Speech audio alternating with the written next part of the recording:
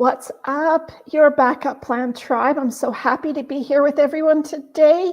Here we have sunny weather, and boy, oh boy, it feels so good, doesn't it? To have that long winter for all of us North American side of the hill here. Sometimes I think I'd like to be in Australia just so that you can say that I got the summer. But in Canada, we don't get that luxury very often. It's either cold or hot, or there doesn't seem to be any in between anymore. But that being said, Choosing Life, a Survivor's Guide to Natural Cancer Treatment. I have a very special guest for you guys today. Her name is Barbara Walsh, and she comes to us from New Jersey. I have so many guests from New Jersey. You guys have, it's a great area for guests. Absolutely. And if you are new here, welcome to our show. My name is Tina. I'm with Your Backup Plan. I'm a creator and developer of the app. I'm a best-selling author of In the Blink of an Eye. Just like that. Just like that. Something life-changing hits you. Just think of it for a second. Something hits you in the face so hard that you've forgotten your name. And that's what I'm talking about. Something that hits you, whether it's a swoosh of water, a flood coming into your house, a wildfire coming across the embankment, a knock at the door from a policeman saying that your son or daughter's been in a tragic car accident. Whatever it might be, we've got you. We've got your back, because in most cases, people don't know where that person banks. Even your own older children, you don't know. You don't even know if they ended up in the ICU, who's going in to look after their pet, who has a key. Even those slightest little things. How do you pay their mortgage or their rent or their electricity while they're in the hospital? Have you ever thought about that?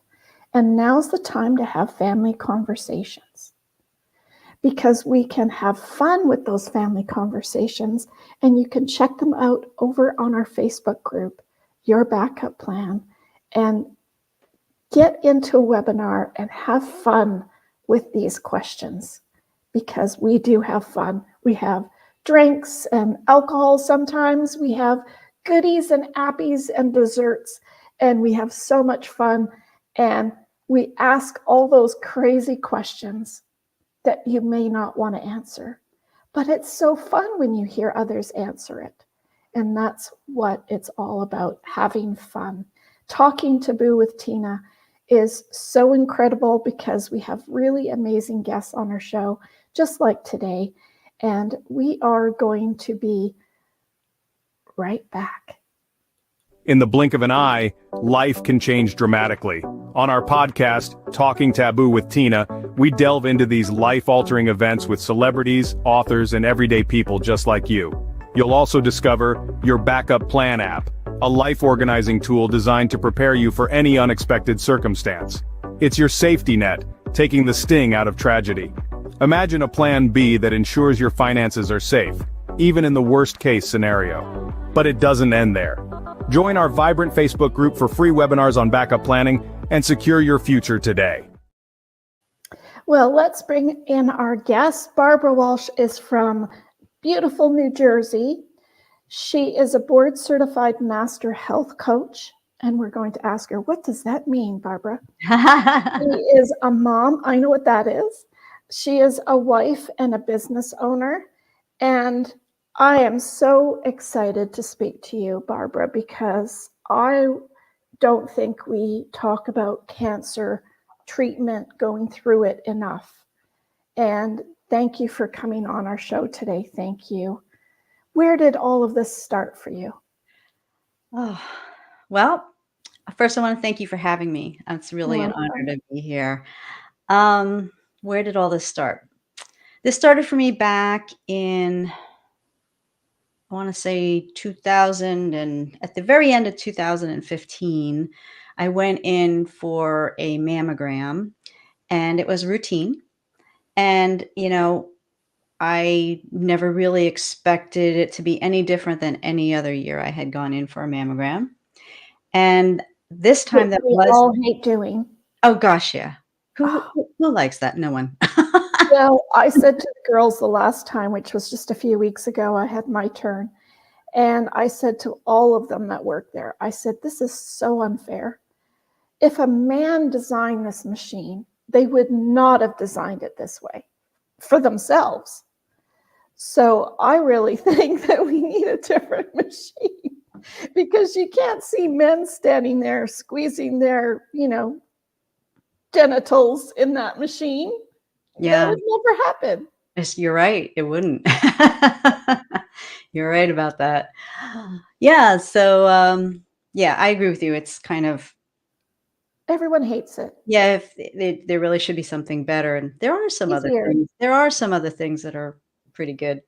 But anyway, yeah, I went in and I never expected to have any other result other than, "Okay, see you next year," or whatever, Yeah. or every next 2 years or whatever it was. But this time they saw something suspicious, and so they wanted me to go for biopsy. So, because it was close to the end of the year, I mean, they wanted me to go in at, like, Christmas Eve. I'm like, "No, I'm not going on Christmas Eve." So, I waited until the following year, which is 2016. So I went in for the biopsy, and that's when, they pretty much said to me, sorry to tell you this, but you have breast cancer." So And did they tell you right when you went for that other appointment then? Like right at that same time, or did they call you in no, after, or after, yeah, because the biopsy is it's a very invasive procedure. And that's a whole other podcast episode.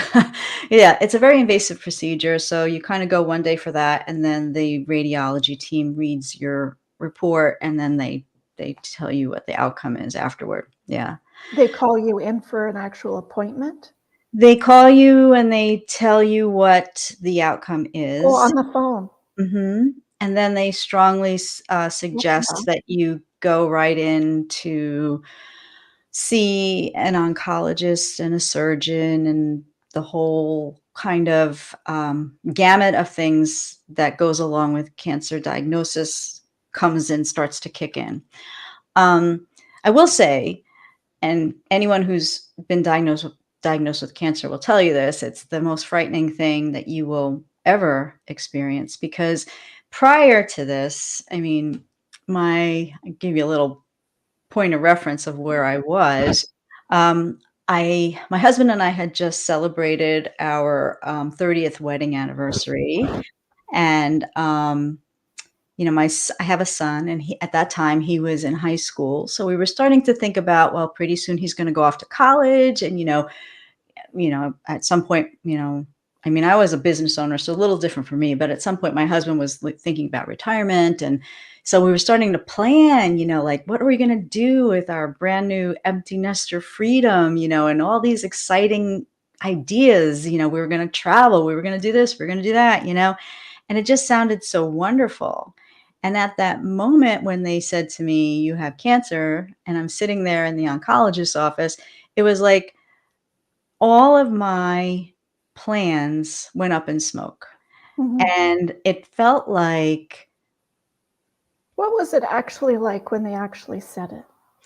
Did it it feel like you first of all, your took head's a stab? I don't know about other people, but for me, it was like I was I was in disbelief, because I didn't really have, like, um, technically speaking, in my mind, and also what I had thought over the years, was that, you were really only at great risk if you had a family history.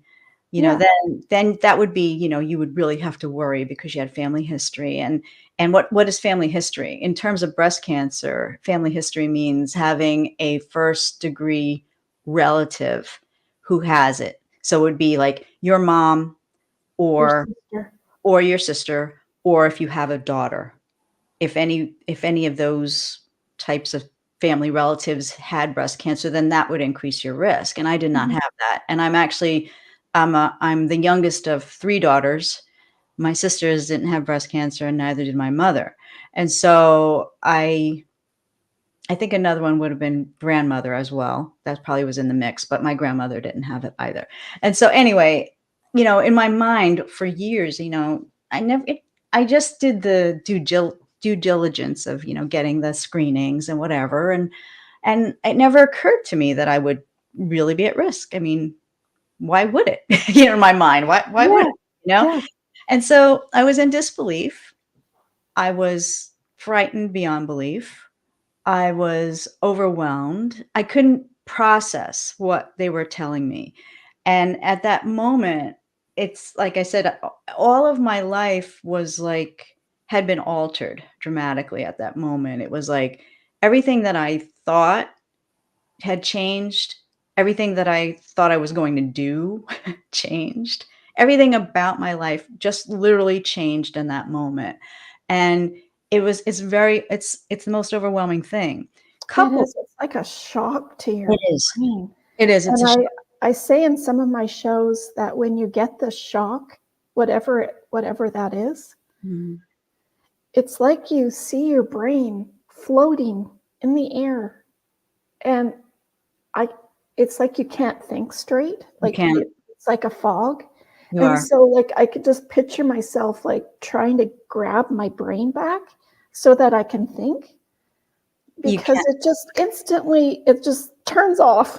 Yeah. It's like Yeah. I mean, I couldn't really even process it. And then and the other thing that made it twice as difficult is in that moment when you're faced with this life-altering news, you're also required to make some decisions that are also immediately. life-altering immediately before you can even process what's happening.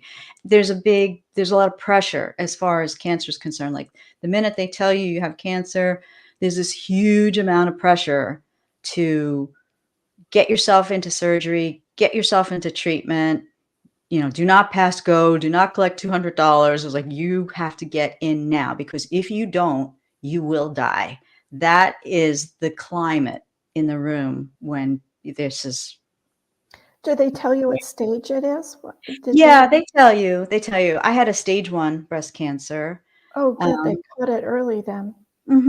yeah, I had a stage 1 breast cancer. So, yeah. So, it was scary. I'm thankful that my husband was with me at that appointment because, um it helped to have someone there to Oh, help you to articulate things that you cannot. As you're saying, it's almost like your thoughts are just not there. So, like, all no. I kept thinking to myself at that moment was like, "How could this be happening? Is this really happening? What the Yeah, heck is happening?" Those are the only thoughts that I could, like, formulate in my head at that moment. it's, kind of like, when I had a car accident and I was hit head on, and it's kind of that flash, that instant when all of a sudden you just see the person in front of you, like, right before it hits. Like, you don't see it coming, it's just instant. Mhm. And then when it stops and all the smoke and the airbag and the smell of the airbag is just something else, plus the smell of the oil and everything. It's like a freaky death smell. Wow. And I was just like touching my body. I'm like, am I still here? Like, because it just hits you so hard that you don't realize, like, am I still in one piece? Do Yeah. I still have my head on my shoulders? Like, you literally don't know. And it's kind of like I picture it kind of the same. It is like that. It feels like what just happened to me is really Yeah. that's the best way I can describe it. And then what's worse than that is there's a total loss of control. It's like I mean, I'm a control freak, let's face it. I mean, anything I like to be, at least have my hand on the wheel. Yeah. In this instance, you lose Yeah. all control. And that, I think, is one of the worst aspects of it. It's like you feel like you have no control over your treatment Outcome. plan, your outcome. and what's How are to you going to me, feel? yeah, absolutely, yeah, and to me, that was actually compounded and confirmed because, all I kept thinking was, how did this happen to me? And that was the first question that I asked the doctor. And now I went to a doctor who in my area was considered to be, top surgeon for breast cancer. And I said to her, well, how did this happen? That was my first, this first thing that I could Yeah. utter. And she said to me, we really don't know. You know, bad genes, bad luck. And, in my personal opinion, maybe I'm in the minority. I thought that was like the lamest answer that anyone could give me. I felt like, are you kidding me? You have nothing better than luck of the draw, bad cards. Come on, there has to be something. I mean, because when you think about it, everything in life has a cause and effect, pretty Yeah. much Yeah. everything. So it's like if I was looking at something that had affected me, there must have been something that caused it, and it didn't instill confidence in me personally to have a doctor look at me and say, "We don't know, we have no idea." So then they laid out the treatment protocol, which for every single cancer patient, it doesn't matter what kind it is, it's always going to be Mhm. surgery, radiation, and chemo. And for myself, I had an estrogen positive breast cancer. That meant being on an estrogen blocker for the rest of my life, which is most people know as tamoxifen. And so And what does that do? it suppresses your estrogen production. So in theory, if you have an estrogen positive breast cancer, you have estrogen dominance in your body. Now, this is something that I had for a very long time, but Making too much of it, you think your body uh-huh. makes? Yeah, your body is making a lot, and then on top of that, we get exposed from things that we actually ingest and things that we put on our skin, which also adds to the amount of estrogen in our bodies because our bodies, there's certain things in foods and personal care products that when they get introduced into the body recognizes them as an estrogen, and they bind to estrogen receptors in the body, and that increases the level that you have. And there are actually things like in your body that would be clues if to know if you had that. And when I discovered this is something I discovered along the way. Yeah. Um, what if I had known better before, I had many clues that I was estrogen dominant for many, many years, but I just had no idea, right? And so, anyway, so my husband asked the question, well, if my wife does these things, will she be cured? And then this was the answer that I got. Well, there's no guarantees. We will consider the treatment to be a success if there is no recurrence within 5 years. And that was another answer that I found deeply dissatisfying, because I was thinking about, I mean, I don't know about you. I mean, I know a lot of people who have had cancer, unfortunately, and almost every single one of them goes through the same type of treatment protocol. Mhm. And weirdly, the treatment protocol for cancer, and this is probably going to be an unpopular opinion, this is my opinion, this is the same treatment protocol that people have been exposed to or having had to endure since I was a kid in the 60s. And on the other side of that, if you look at it statistically, these treatment protocols have the worst performance. Oh, but, really? but yet they're considered the That's gold. what we're using. Yeah, they're considered the gold standard, and nothing else is permitted really to be recommended. So I think anyway, Suzanne Summers had brought that out to light it's a it's while it's back the with her truth. books. It's the truth. And nobody talks about it, but it really is the truth. If you do want to do a little digging and put your detective's hat on, you can find that information out for sure. And that was something that I had done. So, as I started thinking about it, I started thinking about this and I was like, um,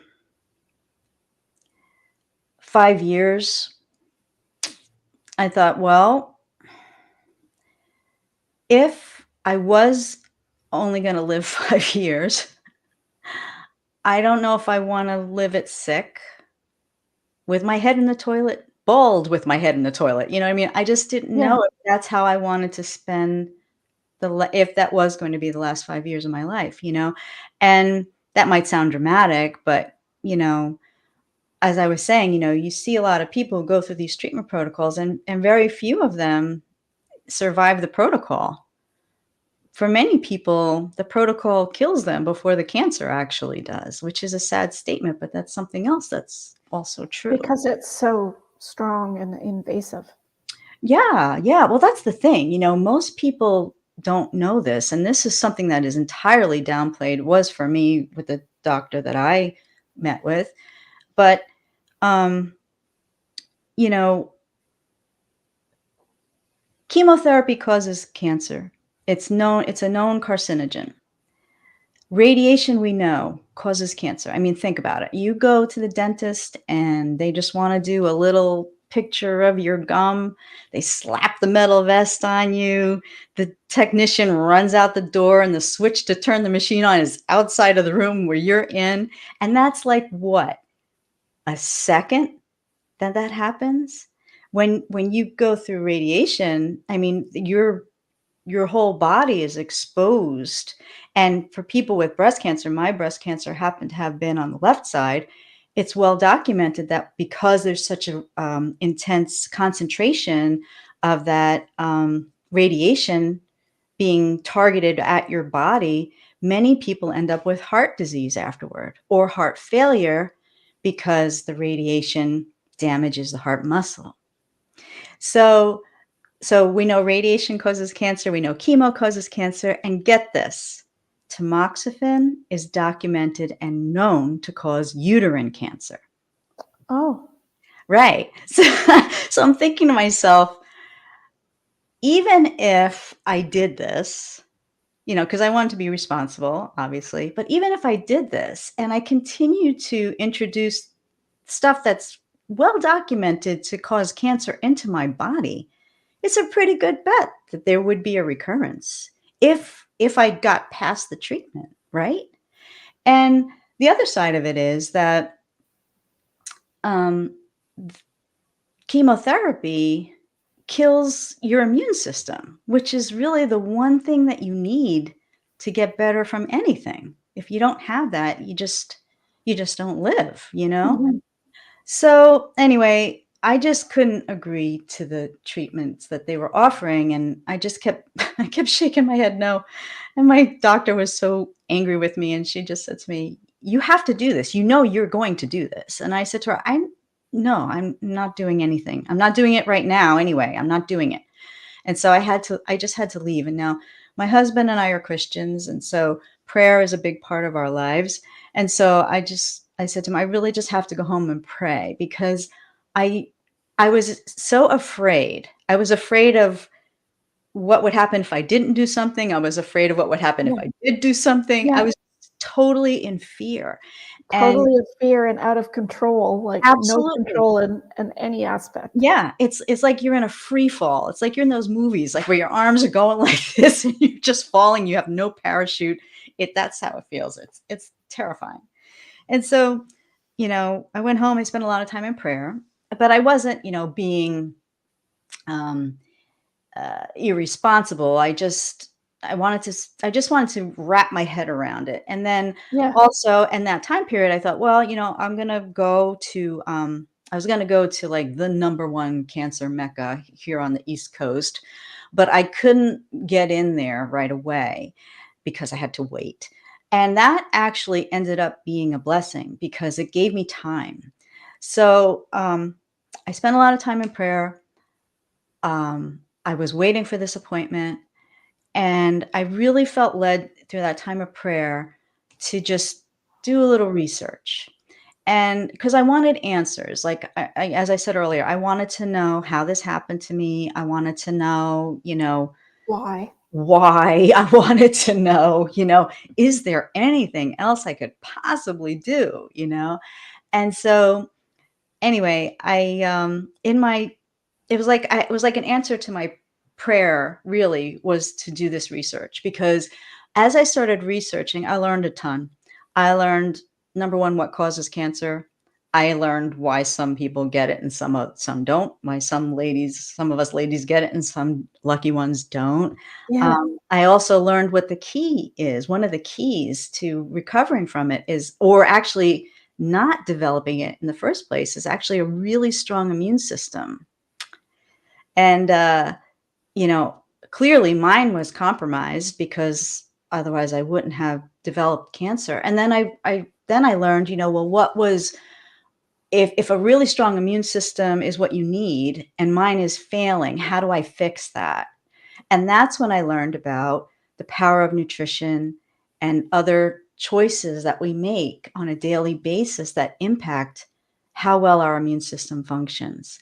And so it was like an epiphany. It was like the lights got turned on and I was so excited. And the coolest thing about it was I had a real peace about it. I was no longer in that total fearful knee-jerk reaction Yeah. state, which honestly, no, I personally don't believe that any really good decision is made when you're totally fearful and you're just Oh, no. grasping at straws. You're trying to, not fall off the ledge. You're not going to make the clearest decision because your mind just is not in that place. You're just too overwhelmed with fear. So I was really excited about it. And, I told my husband, I said, you know what, I think I want to do this. And part of the reason why that came up was, I found this woman who, she actually lives, I live in New Jersey. She actually lives in Connecticut. And I reached out to her, and she had been diagnosed with stage 4 breast cancer 20 years before me. Oh, And she was still alive and thriving. She was like going out as a motivational speaker, telling people about her story. And what was so amazing to me was, like, first of all, I never knew one person who lived 20 years after a cancer diagnosis and was thriving. not 20 stage 4 years. anyway. No way, right? And so she just amazed me, and she told me her story, and I was so incredibly fascinated. And she said to me something, it was like a pearl of wisdom that she dropped into me. And she said to me, "You know what? Even if you're thinking about trying something different, you you may want to try it," she said, "because number one, you probably have more time than what your doctors might be telling you." Like I said, the doctors really do make you feel like you are going to die tomorrow if you don't get into treatment Yeah. today. Yeah. But you really do have a little more time than that. And so she said, "So you have a little more time, and if you want to try it, you may want to try it. And, if it doesn't work for you, you can always go back. You can always get surgery. You can always get radiation. You can always get chemo. They'll always give you a script for tamoxifen. They'll never say no." And I thought, wow, what an amazing plan B. I thought, I think, as I thought about it, I was like, it just made so much more sense to me to, like, nourish my body so it could do the job it was designed to do, because we were talking about the immune system. I mean, that's pretty much healing. That's like built into your body, like God designed the body with it inside of there, you know? And I thought it made so much more sense to me to, like, nourish my body so it could heal, do Yeah. things in a natural way, right? To help to combat the cancer, than it did to, like, bombard myself with, toxic cancer causing therapies, hoping maybe if I make it, maybe I'll get better. You know what I mean? And so that was it. That's what I opted for at that moment. Crazy as it sounds. I think surgery has been a great option for a lot of women. Mhm. They don't do the chemo and radiation, they just do the surgery Mhm. and then the healthier living. I think that has been an option for some. Yeah, it's an option for some. I Yeah. think I think though the one thing that's, what I have discovered through this process is that cancer, no matter what type it is really a systemic thing. So it happens, it has to do with your entire body. It has to do with the way your immune system works.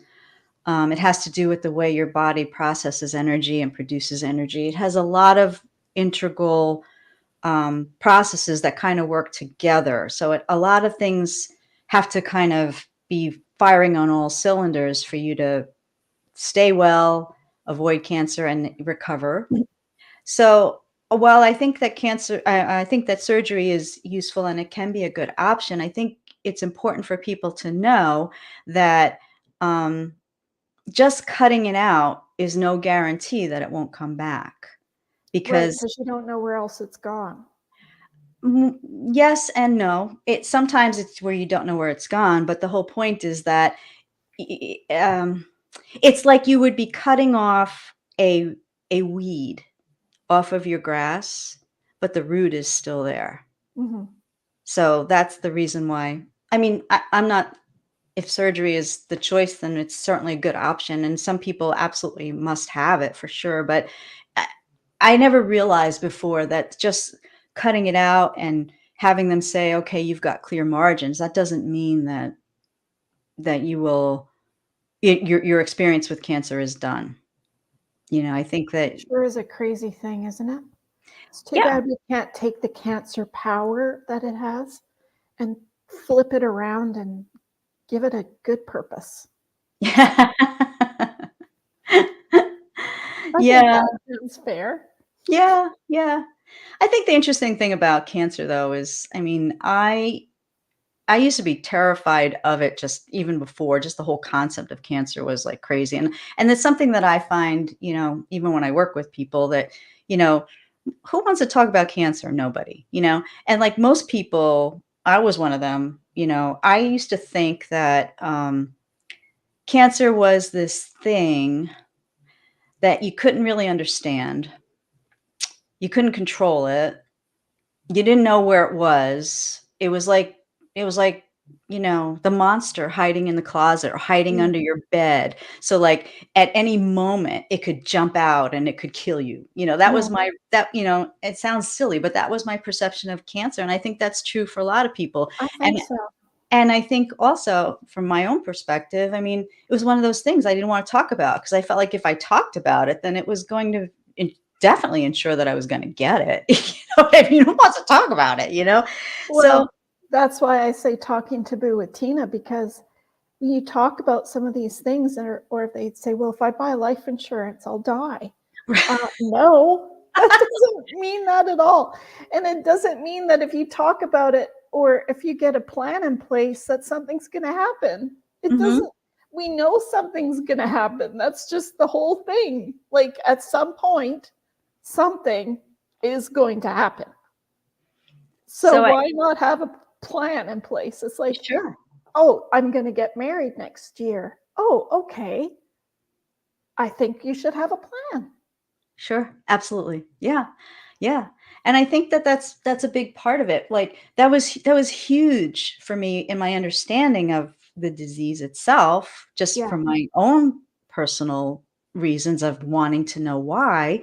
You know, what I found out is like, cancer's not like, let's say COVID, okay? Everybody knows Yeah. COVID, right?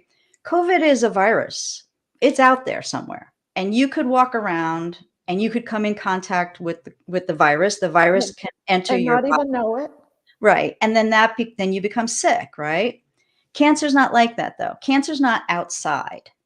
It's not outside somewhere where like you're walking around and then someone can cough on you and boom, you've got cancer. Cancer doesn't work that way. Cancer is it's like part of our body's own regeneration process when our cells, like the way our cells work. I mean, we have like a gazillion cells. That's the actual amount. Gazillion cells. And each one of them has a job to do, and each one has a lifespan to do it within. And at the end of the lifespan of the cell, it is basically it has a programmed time to die, what they call programmed cell death, and then it becomes removed from the body and it becomes replaced by a brand new fresh cell to continue the work, right? When cancer happens, what happens sometimes is that not sometimes, but always with cancer is that the cells, they don't want to cooperate with their end of life, and then they go rogue and they start running off and doing Doing their their own own thing. thing, right? But really, a big part of that is how well your immune system works, because the body has um, part of your immune system, their job, like we have T cells and we have B cells and we have what they call NK cells, which are natural killer cells. The jobs of these cells is literally to um, create a surveillance team that runs throughout the body constantly looking for this rogue cellular activity. And then when it finds it, it eradicates it, removes it before you even know you have a problem. It's just That's in a gone. good body. Yes, in a body that's working optimally. That's how it's designed to work. But when you're not, when you're compromised, when your immune system's compromised, or you have a lot of inflammation in your body, you have things that kind of push the balance askew, sometimes the surveillance team gets spread too thin. And then as it's going around, it's trying to put out a fire here, it's trying to heal inflammation over there, it's trying to remove, a virus that you came in contact. It's trying to do all these things at the same time, but if it's not fully strengthened, sometimes that rogue cellular activity falls through the cracks. It goes undetected, and that's when you have a problem, which is why I say, like, the immune system is, like, so important to Yeah. understand and to focus on. But And the for so cool many levels, really. Yeah, For absolutely. COVID, for whatever comes through anywhere. Absolutely, for everything, But, what's interesting as we talk about this stuff, though, and for me too, because like I told you how afraid I was of it, I think demystifying it definitely takes the fear away. Because Yes. if you can understand what's going on there, it's not quite as scary. Not that it's not serious, believe me, I'm not downplaying the seriousness of it, but I think that if you can understand it, it's like then it's not like you're so afraid of it anymore. You know what I mean? You can kinda see where it came from and From what's from what possible. you Yeah, from what you're saying, it seems to me, do you remember the Brady Bunch show when, um, I think it was Marsha had to do, I think, or Jan, I can't remember. They had to do a presentation in front of a big audience. And someone had said to them, just think of them all, see them all in their underwear. So I'll never forget that, because it's so true that if you can take that fear and put a different spin on it, Mhm. then you can take that fear away. And that's basically what you're saying Yeah. in It's a so nutshell. important. Yeah, it's so important. It's so important. I mean, I think in everything because, Yeah. I mean, Well, like especially cancer, because it's just this weird thing hidden inside of us that, we think, where is it? And did I get it all? And like, it's just so complicated. it can be. It can be. I'm not denying that. It definitely Yeah. can be. But Yeah.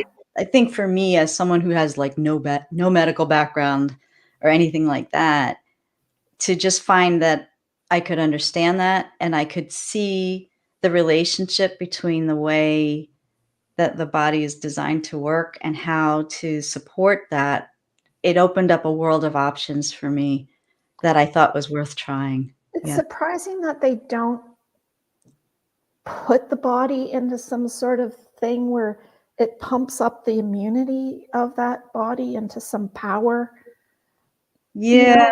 know, to get rid of it. Yeah, It's weird. they kind of are trying that a little bit with immunotherapies.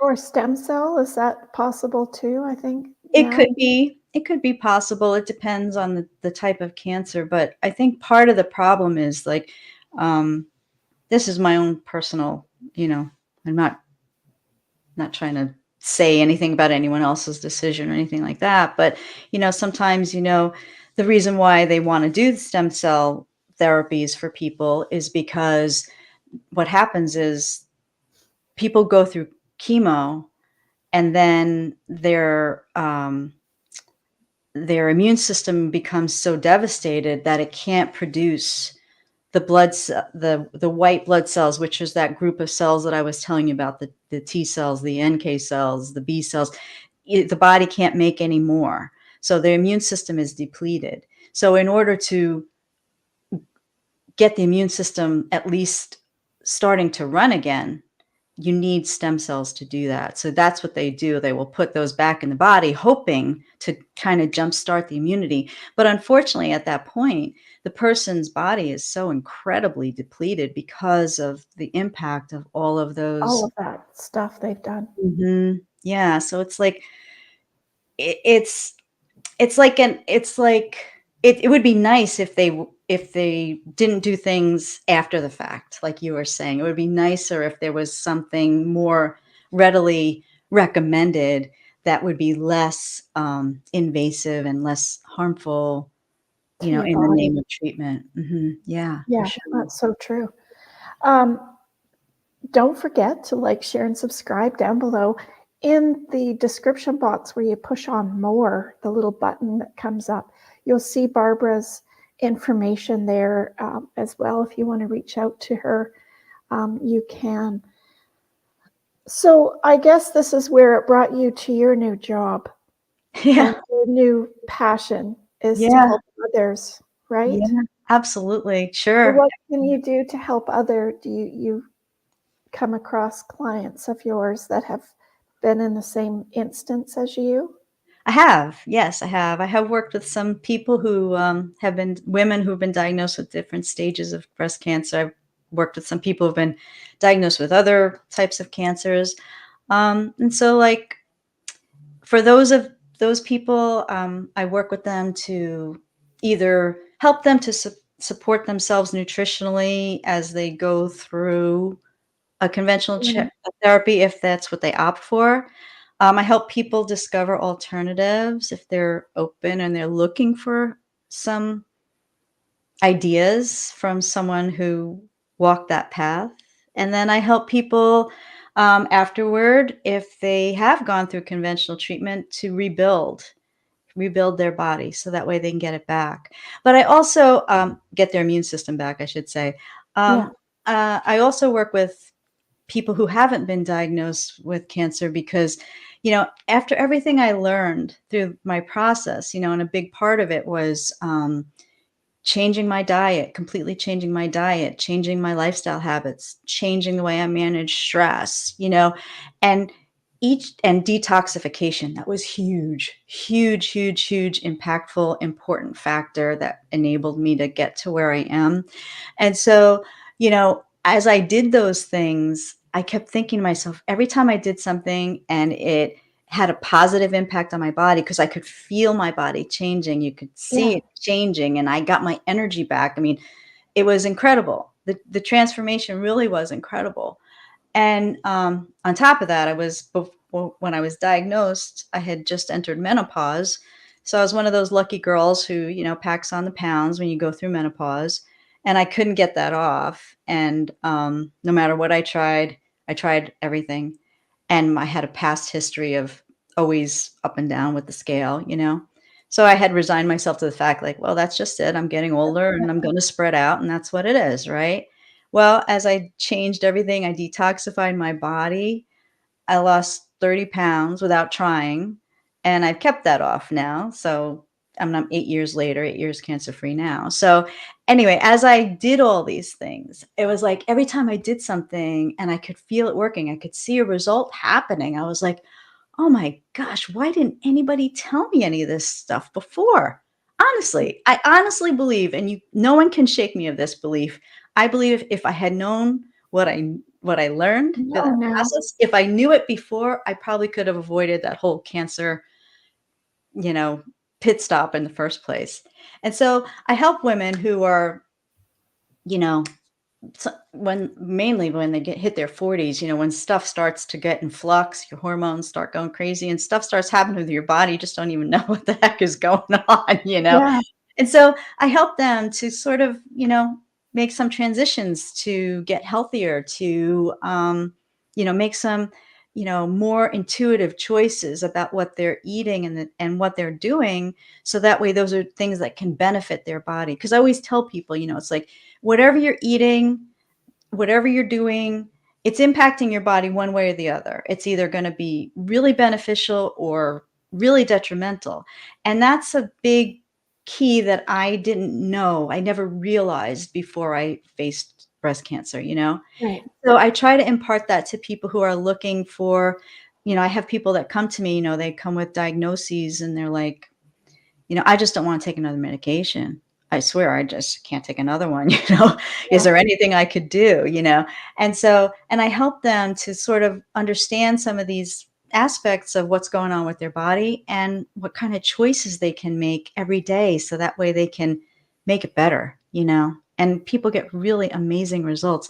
And that, like I have people that they lose weight and their blood pressure goes down, their cholesterol level goes down. I have people I've worked with who were pre-diabetic and they get out of the pre-diabetic range, And to me, there's nothing better than seeing that for somebody, to see Yeah. that like regain control of their situation, have confidence in their health. And then on top of that, not only have confidence in their health, but then they regain confidence in like just themselves, the way they look, the way they feel, Mhm. there's just nothing better than that. So, No, there isn't. yeah. Um, but you talked about detoxifying. Mhm. So tell us a few tips about that. Yeah, detoxification is huge because if we can detoxify our bodies, like a lot of the body's detoxification processes are actually part of our immune system. So if we can get those guys working really seamlessly, that's really where we want to be. And honestly, our bodies naturally have a capacity to detoxify, but unfortunately, over time, like I grew up in your regular standard American household, and we didn't make the healthiest food choices. I was never a poster child for anything healthy, honestly. I Yeah. didn't know it, but that builds up over time, stuff that we ingest, some things that we come in contact with our environment, personal care products, that definitely compromises your body's ability to detoxify because it's like too much stuff is being built up and there's not enough guys to remove it. That's pretty much like a very simplistic analysis. So the way that I approached that for the things that I had learned was to kind of change to foods that would naturally support my body's ability to detoxify, um, to make sure that my gut microbiome was balanced, to make sure that um, my kidneys were functioning properly, my liver was functioning properly, because all of those things are big detoxification organs. And what's interesting is that before the cancer diagnosis, I didn't realize this, but in some cases, it can take up to like 10 years for cancer to develop in the body before it's detected on any type of screening at Wow. all. 10 years.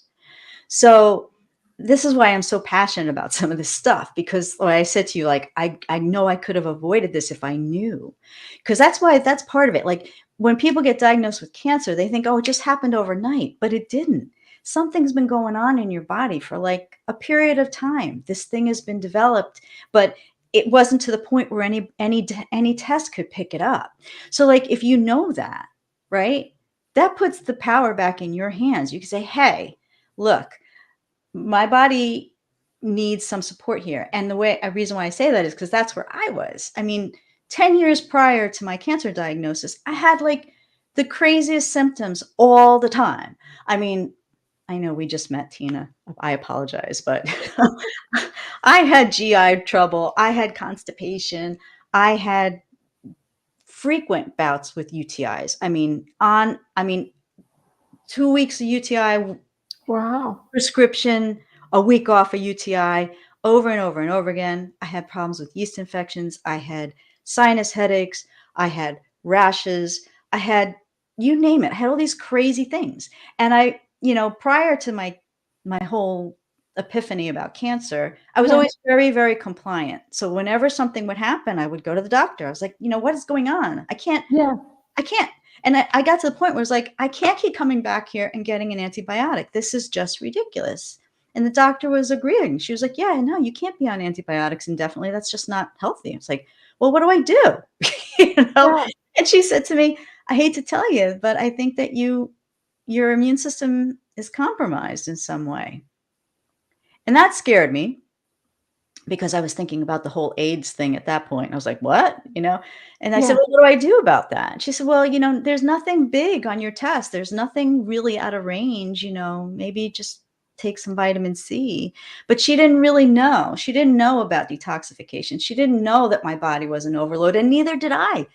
Honestly, if you have all these crazy chronic things, you're catching colds all the time, you have half of the symptoms that I was just explaining that I had, Yeah. most of the time, you're never going to think that there's something associated. Like, what's the common thread with all that stuff? Yeah. Because it's like, if you have a rash, you're never going to think it's connected to a UTI, right? If you have Yeah. a sinus infection, you're never going to associate that with maybe, candida overgrowth in your body. You just don't make those associations. I didn't.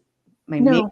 Maybe people in the medical profession do, but I certainly didn't, But really what it was, my body was sending out red flags. It was like my check engine light was on. Hey, something's going on here, pay attention. Let's fix it. Let's do something, Yeah. but I had no idea at the time. So that's why I say, like, this detoxification process and doing all of these things, like nutritionally and with the choices that you're making, can be like the difference where when instead of, it just being a slippery slope right down to cancer land, which is what happened to me, you can take control of the reins and you can affect Start positive looking at things change. now Yeah, absolutely. before any judgment. Absolutely. And it's so incredibly possible. I mean, take it from me. I mean, I'm a person who was diagnosed with breast cancer. I did these things and help me to get my body back to a place where it could naturally do what it was designed to do and heal from a really serious illness. I mean, if you do it beforehand, how much better? How much Yeah. better would True. you feel? Think about it. I mean, you know, I gotta say, I'm like I mentioned earlier, when I started doing all that stuff, I mean, got my energy back. I mean, I'm 60 and I feel really The good. best. Yeah. Yeah, I feel really good and I feel really energetic and I don't feel like I'm dragging through my life, which is how I had felt before. Right. But weirdly, I had gotten so used to that feeling, I thought it was normal, that Well, you do, right? that and all of the crazy things I explained to you about, all the symptoms that I was Yeah. constantly battling. It just to me, it just seemed normal. That's just what happens. I'm getting older. I have to settle for it. But you don't. You don't. Oh, that's amazing. We could talk about it forever and ever, I We think, could. because I think, if anybody wants to reach out to Barbara, please do. Her contact information is down below. What kind of final message would you like to give the listeners, Barbara? Yeah, my final message is this. You don't have to wait until the doctor gives you any kind of diagnosis to do something. You can start right now doing really simple things every single day that have an amazing impact on your health and your well-being. Don't wait. That's all I want to say to people. Please, please don't be like me. Don't wait. Don't settle. Don't wait. Don't wait to feel amazing. That's my message. That's my final word for sure. Oh, that's awesome. Thank you. And I think we can reach out to Barbara and get some of these tips if you need to find out what can I do to feel better. Yeah, actually, I have a really great resource for anyone who wants it. It's something I put together. It talks more about my experience, but also things that I learned, practical things that you can actually start doing like right now. And it's called 5 Things I Wish I Had Known Before I Was Diagnosed with Breast Cancer. And you can get that at my website. It's www.goodnaturewellness.com/5thingsfreebie. And I'll be happy to send it to you. And I think even if they just go to your link in the website, Oh, yeah. will bring you to it as well, right? Yeah, I gave the Down link, below. so if it's posted, you should be able to just grab it right away. Yeah, yeah. So hopefully it works for everybody there. If not, reach out to us Mhm. and say, Tina, that link isn't working. But I'm sure it is because I put it there. But even if it isn't, let me know and I'll get it for you. So thank you, everybody. Thank you, Barbara, for coming out to our show today and making us just a little bit more knowledgeable about how to take the reins of your own body Yeah, and do something today to make a difference. absolutely. Each week, maybe we could just add one more little thing. That's it. That's it. It's like you'd be so amazed how doing something consistently will make such a big impact, and it gives you the biggest payoff in the end, and it's not that hard. And I don't believe exercise is the only answer. I really, truly don't believe that because you see triathletes dying of heart attacks and strokes and cancer and all sorts of things. So I think it's a multitude. It's our environment. It's what we're putting in our bodies. It's what we're putting on our bodies. It's what we're putting near our bodies. It's all sorts of things. So Yeah, thank it's you. Thank you for sharing. yeah, well, thank you. Thanks so much for having me. I really appreciate the opportunity, and it's lovely to be here, so thank you. And it was really interesting. You were a wealth of information. Thank you, Barbara, for coming on our show. And I hope everyone has gotten one little tiny thing out of our show today, that what we said to you. That's all. I'm doing my job if you did, because I really think if we can help one person, we can move mountains Yeah. with what we can do to our own body, like you said. Mhm. So thank you. And I know our choices are our own, but why not make a few choices before anything happens? Maybe that will be the life changer. Absolutely. You never know. So thank you, everybody. Thank you, Barbara, for coming on. Thank you so very much for coming on as a guest on our show and really showing us all that you can do it. You can change it. You can fix it. You can do whatever it is that you have to do, especially in the time of fear. Mhm. Yeah. That's so hard to overcome. So thank you for that. Thank you. And if you guys are suffering, comment down below if you guys are going through something or know someone. Share it, like it, share it with others that maybe it could help somebody that you know and love. And you never know where this could take somebody. It could be one little thing that they're drinking or not drinking or eating. Who knows, right? I really think that there's a wealth of information out there. It's just that when you're scared, you can't find the information. Yeah, that's true. You Very can't make those choices that you need. true. Yep. So everyone, like Mike Tyson says, everyone has a plan until you get punched in the face. So very true. And don't take things for granted. Um, your life can change in the blink of an eye. And we have our webinars over on our Facebook page. Make sure you put your name down to be a part of them. We do have family conversation webinars. We have life insurance webinars, as well as document, just understanding documents. We have all sorts of webinars, and we'll be doing lots this year. So stay tuned for more of those as well. And we are not Superman, everybody. We think we are, but we're not. And I think Barbara has made that very clear with all of us that we are not Superman, but you can become a Superman by changing a few things in your lifestyle. Yep. So thank you, everybody. Stay safe, be kind till next week. I love to have you come on, and make sure you like, share, and subscribe and follow for more. Thank you, everybody. Thank you. Till next week. Thank you. Bye. Bye.